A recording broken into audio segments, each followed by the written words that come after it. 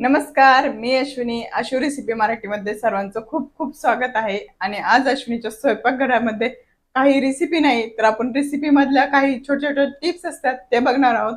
तर आपण कुठलीही हिरवी भाजी बनवताना ती झाकण ठेवली की पिवळी होते, तर ती पिवळी नाही होण्यासाठी आपण काय टिप्स वापरणार आहोत ते बघूया. चला तर मग. भाजी मी स्वच्छ साफ करून घेतलेली आहे, धुवून घेतलेली 2 पाण्याने. आणि आता आपण भाजी पिवळी न होण्यासाठी आपण काय करणार आहोत ते दाखवते. क्रमांक 1 म्हणजे काय करायचं, आपण जेव्हा तेलावर मिरची वगैरे तळायला ठेवतो, मिरची छान तळली की मग आपल्याला भाजी घालून घ्यायची. आणि भाजी जी आहे ती तेलावर छान 2-3 मिनिटं परतून घ्यायची आपल्याला. आता मी सर्व भाजी घालून घेतलेली आहे, छान 2-3 मिनिटं परतून घेणार आहे. भाजी 2-3 मिनिटं परतून घेतली, पाणी सुटतं तिला मीठ घातल्याच्या नंतर. आणि मस्त आता झाकण ठेवून मी शिजवून घेणार आहे. बघत असाल तर भाजी अजिबात पिवळी होणार नाही. दाखवते तुम्हाला. झाकण ठेवून छान शिजवून घ्यायची आहे आपल्याला.